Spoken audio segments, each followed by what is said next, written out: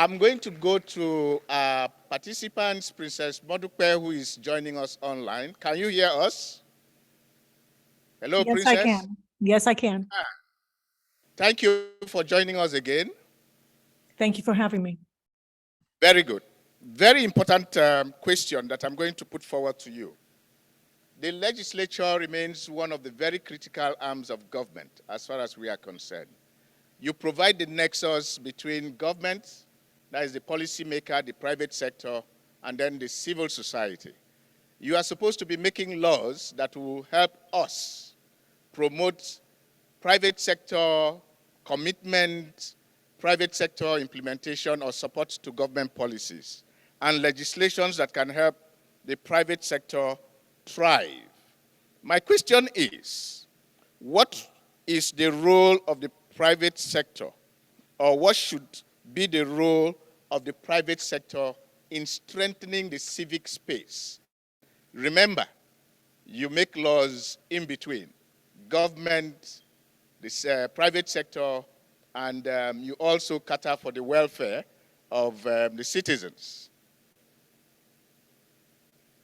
Okay. Well, thank you for having me. It is important that we do recognize that there are many private organizations in the private sector, businesses that do have foundations that also operate within the nonprofit space. So they do cater.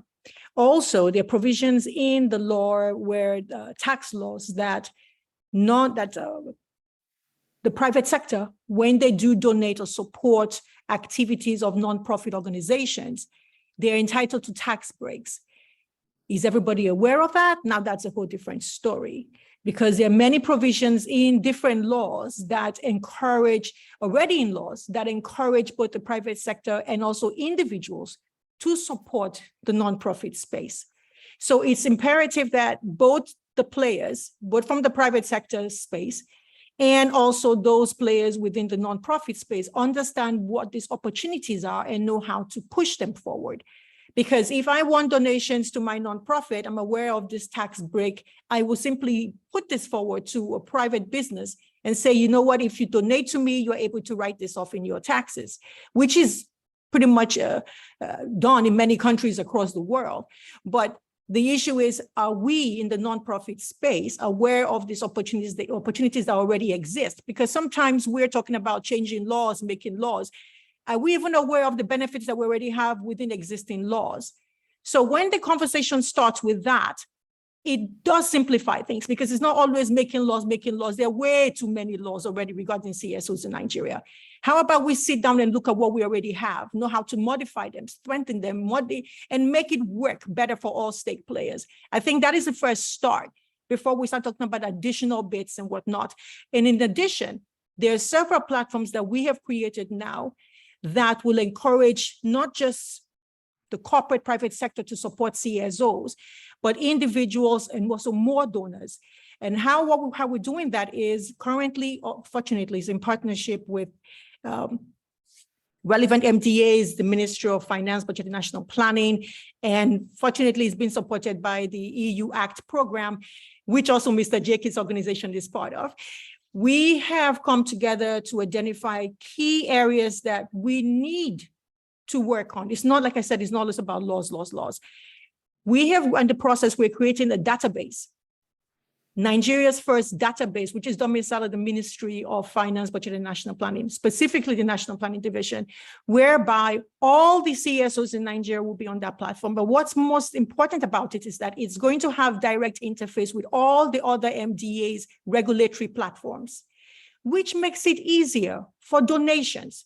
So I, from the private sector, I can sit down in my house and decide I want to support a nonprofit in, let's say, Bayelsa State.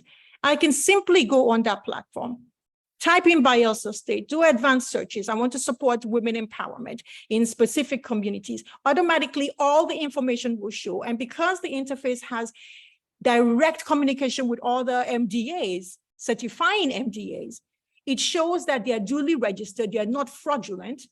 And at my leisure, I can simply click on their website, look at the one I want to support, and communicate with them directly to support them. So when we're talking about building and empowering donation support, whatever for the CSO, we need to think beyond laws. There are many rules. There are many tools that we can put together and make this happen, such as this database that we're currently working on with the national planning. Thank you. Thank you very much. I think she deserves a round of applause. Sometimes if you don't ask, you don't know.